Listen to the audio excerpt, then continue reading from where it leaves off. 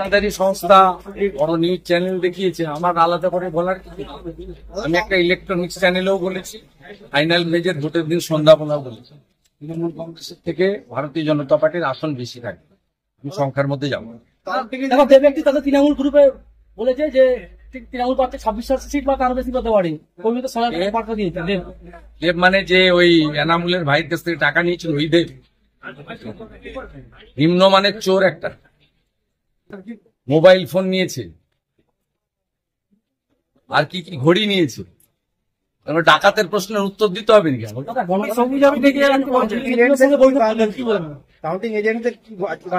আপনাদের বলুন, গণতন্ত্র রক্ষা করার ডু অর ডাই।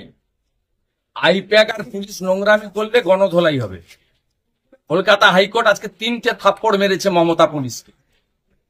এক, নন্দীগ্রামে আমাদের নেতা, 6 জন নেতাকে একটা মুসলিম মেয়েকে ডেকে এনে ফলস মামলা করিয়েছে। এত নিম্নমানের মমতার পুলিশ, এর ফল ভোগ করতে হবে। এত পাপ করছে, ধ্বংস হয়ে যাবে, আমরা ঈশ্বরে বিশ্বাস করি।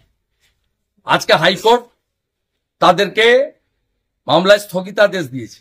ডাক্তার প্রণব টুডুর মতো একজন জনজাতি মূলবাসী কৃতি ডাক্তার, তাকে এই কাছেই গড়বেতার খড়কুসমাতে কিছু মমতা ব্যানার্জির জিহাদি, জঙ্গি, টেরারিস্ট শাহজাহানের মতো প্রকাশ্যে মেরেছে, মাথা ফাটিয়েছে। তারপরে তার নামে জামিন অযোগ্য ধারায় মামলা করেছেন, সেই মামলা স্থগিতাদেশ দিয়েছে।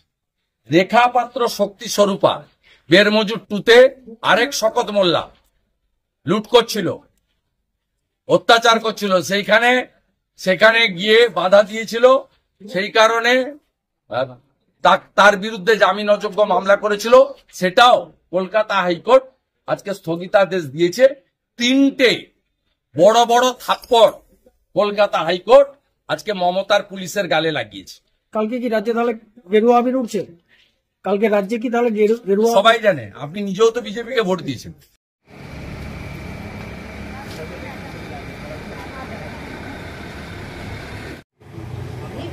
দিদি একটু সোজা হয়ে দাঁড়ান, দিদি একটু সোজা হয়ে দাঁড়ান।